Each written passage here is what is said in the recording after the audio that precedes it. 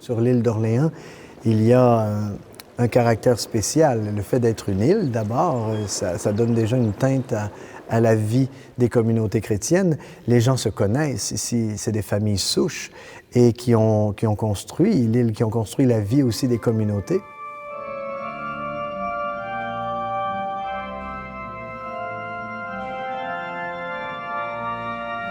Alors les vêtements liturgiques, ce sont des vêtements qu'on va voir au cours des célébrations des messes, des baptêmes, de différents sacrements qui sont célébrés.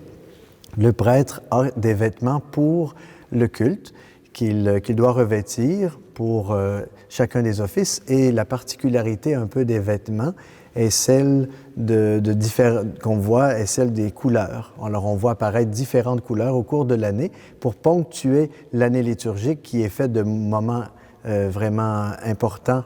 Ce temps du carême, on est en violet. On aboutit à la fête des Rameaux, qui, elle, est une fête assez spéciale aussi. C'est l'entrée de Jésus à Jérusalem, et Jésus va entrer dans sa passion. On voit apparaître le rouge, la couleur du sang, la couleur du feu, la couleur de l'amour, la couleur du don de la vie. Nous allons aboutir à la fête de Pâques, et là, on aura la possibilité de revêtir les vêtements blancs et même or, si on en a.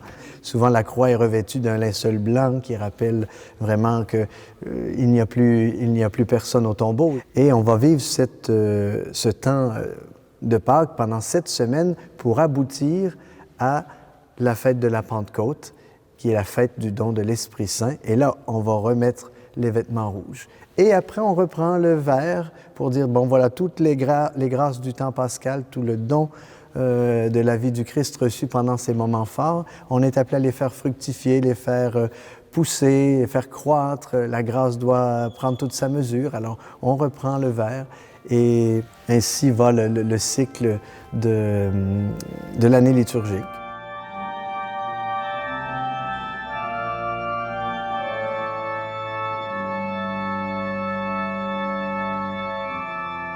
Et les vêtements en tant que tels, les vêtements liturgiques, eh bien, on dit souvent les vêtements, donc c'est qu'il y en a plusieurs. Non seulement il y a plusieurs couleurs, mais il y a aussi plusieurs morceaux de vêtements. Alors, d'abord, le prêtre revêt l'aube, qui est le vêtement blanc, le vêtement des baptisés. Et après, on va prendre le temps de revêtir une bande de tissu, qui est l'étole. Cette bande de tissu représente vraiment le sacerdoce. Souvent, on voit aussi cette bande de tissu sur le côté, c'est pour les diacres. Et pour le prêtre, la bande, elle passe devant tout droit.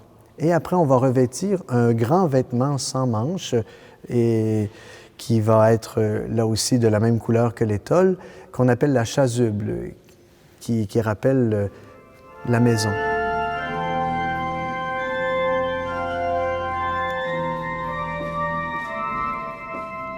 Je crois qu'il y a sûrement une affection pour la beauté liturgique. On veut montrer par le vêtement qu'il s'agit de la présence du Seigneur qui donne sa vie, et c'est là aussi qu'on veut qu'il y ait tout ce qu'il y a de plus beau, tout ce qu'il y a de plus éclatant pour la célébration.